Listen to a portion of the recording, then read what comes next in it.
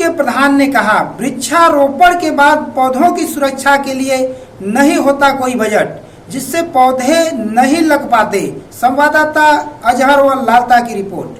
साक्षात्कार के अगले चरण में हम लोग पहुंच चुके हैं ग्राम सभा सदलपुरा सकलडीहा ब्लॉक चंदौली अंतर्गत, जहां हमारी मुलाकात नवनिर्वाचित ग्राम प्रधान चांदनी सिंह के प्रतिनिधि विवेक सिंह जी से होने जा रही है। तो जानेंगे हम यहाँ की समस्याओं के बारे में और अगले आने वाले 5 सालों में किन किन बिंदुओं पे कार्य होना है उसके बारे में। थोड़ा सा इस परिवार के बारे में मैं जानकारी देता चलूँ आपको इस चैनल के माध्यम से कि बहुत ही सरल तरीके का परिवार है और समाज सेवा में काफ़ी जो है सहयोग रहा है। और पहली बार में ही इन्होंने प्रधान पद का दावेदारी की और यहाँ की जनता ने पहली बार में इनको प्रधान पद के रूप में स्वीकार भी किया और अपने 5 प्रतिद्वंदियों को हराते हुए लगभग 600 कुछ वोट से समथिंग जीत गए हैं और 832 समथिंग वोट से जीते हुए हैं। और बहुत ही अच्छा विचार है, बहुत अच्छा स्वभाव है। तो आइए मिलते हैं विवेक जी से और जानते हैं यहाँ की समस्याओं के बारे में। गाँव में सर प्राथमिक स्वास्थ्य केंद्र है कि नहीं? आप वहाँ अगर है तो डॉक्टर लोग अवेलेबल नहीं आते हैं। मेरे गांव में प्राथमिक स्वास्थ्य केंद्र है, होम्योपैथिक चिकित्सालय है, पशु चिकित्सालय है और सभी लोग आते हैं।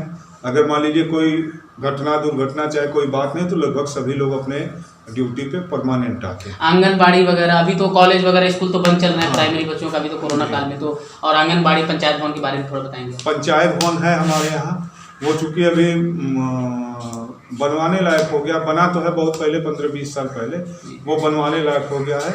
अब चूँकि बालू का रेट इतना ज़्यादा है कि उसकी वजह से उस पर काम नहीं लग पा रहा है और वो मैं बनवा दूंगा, जल्दी ही बनवा दूंगा उसका। वो एस्टिमेट बन गया है। आंगनबाड़ी उसके बगल में है। आंगनबाड़ी कर्मी लोग, आंगनबाड़ी वाली दीदी लोग आती हैं, वहाँ पे काम करती हैं, बच्चों को राशन भी देती हैं, वो लोग भी आती हैं। ओके। जैसा कि प्रधान जी, हर ग्रामीण क्षेत्र में गरीब तबके के लोग काफ़ी मात्रा में पाए जाते हैं क्योंकि उनके पास एक मात्र कमाने खाने का जरिए या तो खेती है या तो फिर मजदूरी है। तो वो लोग घर वगैरह नहीं बना पाते हैं, वो झुग्गी झोपड़ियों में रहते हैं, किसी के पास तो छत भी नहीं होता है, वो कच्चे मकानों में रहते हैं। बारिश के मौसम में जो है उनको जान माल का खतरा भी होता है।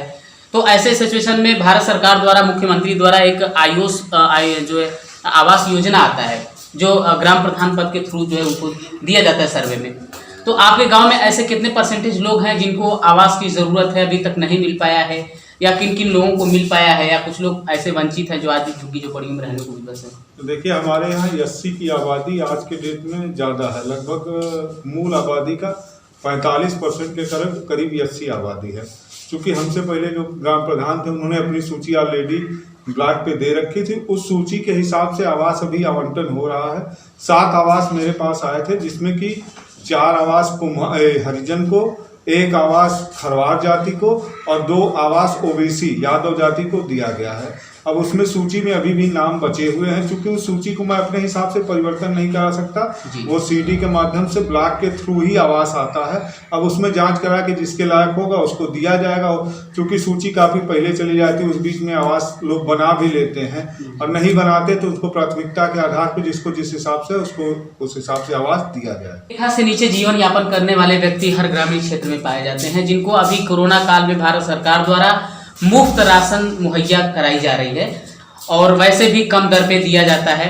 तो उसके लिए राशन कार्ड की ज़रूरत होती है, जो आपके गांव में प्रधान पद के थ्रू दिया जाता है सर्वे में। तो आपके यहाँ सभी लोगों के पास राशन कार्ड है या आज भी कुछ लोग राशन कार्ड से वंचित हैं? कुछ तो संबंध के अभाव में आकर के जो अपात्र हैं उनको राशन कार्ड मिल जाता है, 2-3 मिल जाता है, जो पात्र हैं उनको नहीं मिल पाता है। कुछ तो यूनिट की समस्याएं चल रही है अभी, जब तक से ये फिंगर वाला काम चालू है। तो किसी परिवार में 5 सदस्य हैं तो 1-2 यूनिट गायब भी है। कोटेदार लोग सही ढंग से राशन नहीं बांट पाते हैं सही ढंग से। तो इस तरह की भी समस्याएं सामने आती है। तो आपके गांव का क्या सिचुएशन है? देखिए, हमारे यहाँ कोटेदार हैं कलावती देवी, क्योंकि राशन वो बांटती हैं, अच्छे से बांटती हैं। और जहाँ तक राशन कार्ड की समस्या की बात रह गई, हम आपको बता दें कि उसके उपयोग में हमने 2-3 बार प्रयास किया, लेकिन जब तक फ्री राशन कार्ड नवंबर तक मिलेगा तब तक न कोई यूनिट बढ़ेगी और न कोई नया राशन कार्ड बनेगा। तो जो इस परिपेक्ष में जो भी काम होगा आगे नवंबर के बाद ही होगा, जब तक फ्री राशन कार्ड वाला काम खत्म नहीं हो, उसमें यूनिट बढ़ नहीं रही। ग्रामीण क्षेत्र में सर काफ़ी पेयजल को लेकर के समस्याएं होती हैं। जैसे अभी कुछ लोग हैंडपंप से पानी पीते हैं या कुछ लोग कुआं से पानी पीते हैं, जबकि बारिश के मौसम में जल स्तर बढ़ जाने के कारण पानी जो है काफ़ी दूषित हो जाता है। ग्रामीण क्षेत्र में एकमात्र यही जरिया होता है पानी पीने का। तो अभी सर्वे चल रहा है पानी टंकी जो है लगाने का और पाइपलाइन बिछाने का, कि ताकि सबको शुद्ध जल मिल सके, क्योंकि दूषित पानी पी करके लोग बीमार पड़ जाते हैं। और काफ़ी जो है स्वास्थ्य जो है गड़बड़ हो जाता है। तो आपके गांव में सर्वे वगैरह हुआ, टंकी वगैरह का, पाइपलाइन वगैरह बिछने का कब तक संभावना है, या आज भी लोग वही दूषित पानी पीने को विवश हैं? देखिए, मेरे गांव में जल निधि, विधायक निधि, सांसद निधि से इंडिया मर का हैंडपम्प बहुत ज़्यादा है। जल निधि का सर्वे हुआ था, लेकिन उसको 20 मीटर बाई 20 मीटर की ज़मीन चाहिए थी, जो कि किसी एक जगह, निश्चित जगह पे हमारे यहाँ मिल नहीं पा रही है। क्योंकि जल निधि के लोगों ने हमसे कहा भी, उसके उपरोक्त में हमने लेखपाल से बात किया 2-2, 3-3 बार, लेकिन उतनी ज़मीन मिल नहीं पा रही। उसके एवज में हमने मतलब अपने कार्यकाल शुरू होने के बाद चौथा हैंडपंप इंडिया मार्का का रिबोर हो रहा है, और लगभग हमारे गांव में 100 से 125 इंडिया मार्का के हैंडपंप ऑलरेडी पहले से स्थित हैं। और आपको ये बताने में मुझे खुशी होगी कि लगभग 2-4% को छोड़ के मेरे गांव में कुएं का जल कोई नहीं पीता है। ओके, वृक्षारोपण के बारे में आप क्या कहना चाहते हैं? हर साल ब्लॉक से पौधे आते हैं लगाने के लिए गांव में, ताकि वातावरण शुद्ध रहे, ऑक्सीजन मिल सके लोगों को, स्वच्छ रहे लोग। तो आपके गांव में पौधे वगैरह आया, क्योंकि पौधे देखिए सरकार देती है, लेकिन उसको बचाव के लिए कुछ अलग से बजट पास नहीं करती है। तो अपने खुद के सक्षम होकर के उसको जो है पौधे को सींचा जाता है और उसको बचाया जाता है किसी भी तरीके से। आपने लोगों को सजेस्ट किया पौधे दिए तो कैसे बचाया जाए, क्योंकि 70% पौधे तो हमारे ख्याल से नष्ट हो जाते हैं, कुछ तो आवारा जानवर गाँव के चल जाते हैं, कुछ पानी न मिलने की वजह से जल जाते हैं। तो इस तरह से 30% मात्र पौधे बचाए जाते हैं। तो आपके गांव में क्या रहा है? पौधे हमारे गांव में लगभग 650 से 700 आए थे, और हमने जहां पर तक उचित संसाधन समझा, इंटर कॉलेज पे, प्राथमिक विद्यालय पे, मिडिल स्कूल, उच्चतर माध्यमिक विद्यालय पे, प्लस जो रास्ते हैं जहाँ पे आवागमन कम है, जहाँ उनकी सुरक्षा पूर्ण रूप से हो सकती है, वो तो किया। लेकिन चूंकि जिस समय ये पौधे आए थे उस समय खाता नहीं खुला था, इसलिए उनकी सुरक्षा के दृष्टि से कुछ हो नहीं सका। और उसके लिए सरकार अलग से कोई फंड भी रिलीज नहीं करती है कि उन पौधों की सुरक्षा के लिए सही से क्या किया जाए, क्या नहीं किया जाए, कोई गाइडलाइन नहीं है। मैं चाहूँगा कि अगर इसके विषय में कोई ना कोई गाइडलाइन बने, जिससे कि आगे पौधे 650 की जगह 200 मिले, 100 मिले, लेकिन उनकी सुरक्षा के लिए कोई गाइडलाइन जारी किया, जिससे कि वो ट्री गार्ड लगा के सेव किए जा सके, ताकि 100 लगे ही तो उसमें 50, 60, 70 तैयार हो जाए, जो कि भविष्य में आदमी को छांव भी दे और फल फूल भी दे। भारत स्वच्छ मिशन के तहत एक योजना चलाई गई थी, हर ग्रामीण क्षेत्र में हर घर घर को शौचालय हो, कोई भी बाहर में शौच ना करे। बाहर में शौच करने से काफ़ी गंदगी होती है, वातावरण दूषित होता है, बहु बेटियाँ बाहर जाती हैं, ये भी एक लज्जा का बात है। तो हर ग्रामीण क्षेत्र में हर घर को शौचालय हो जाए। लोग अभी भी आपके गांव में कुछ लोग शौचालय से वंचित है, या सभी लोगों के पास हो गया है जो आज भी बाहर में शौच करने को विवश है?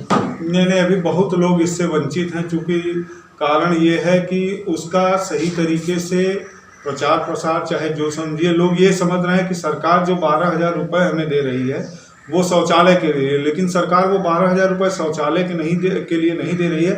वो शौचालय के नाम पे आम जनता को प्रोत्साहन राशि दी जाती है कि जिसमें आप कुछ अपना लगा के उसको बनवा लें, लेकिन जनता, जो सरकार पैसा तो दे रही है। चूँकि मेरे गाँव में पिछले कार्यकाल में लगभग 400-450 शौचालय आए थे, और उसमें कुछ विसंगतियां भी हुई, उस पर जांच भी हुई, वो उस विषय पे मैं नहीं जाना चाहूँगा। शौचालय से अभी भी मेरे गांव में बहुत लोग वंचित है। मैं आपके माध्यम से सरकार का ध्यान आकृष्ट कराना चाहूँगा कि अगर ये त्रुटि को सही ढंग से अगर देखा जाए तो इसको पूरा किया जाए, और शौचालय हर घर जिसको दिया जा रहा है, हर घर शौचालय, उससे एक तो कोरोना जैसी बीमारी में शौचालय, स्वच्छता, साफ सफाई ये जरूरी है। उसको देखते हुए मैं सरकार से ये मांग करूंगा कि अभी भी जो लोग शौचालय से वंचित हैं उनको कैंप लगा के शौचालय दिया जाए। की वजह से हो सकता है, मेरे ख्याल से उससे पहले चल रहा था आपके गांव में जो मजदूर तबके के लोग हैं उनको काम मिल पा रहा था, या लोग आज भी मतलब परेशान हाल हैं? जो कोरोना काल में तो काफ़ी लोगों को समस्याएं आई है सामने, क्योंकि सभी लोगों का हाल रोजगार जो है बंद हो गया। जो गरीब तबके के लोग हैं काफ़ी समस्याओं का सामना करना पड़ा है। तो आपके यहाँ मनरेगा वगैरह काम चला, कुछ लोगों को मिला काम? जब मैंने मतलब काम शुरू किया था तो हमें लगता है कम से कम 400 से 450 मानव सृजित दिवस, मतलब मनरेगा कर्मी 400 दिन का काम दिया। क्योंकि हमारा गांव जो पड़ता है ये टेल पे पड़ता है, यहाँ पानी ज़्यादा इकट्ठा हो जाता है, उस वजह से इस समय मनरेगा का काम तो नहीं हो रहा है, लेकिन उस समय हमने दिया था।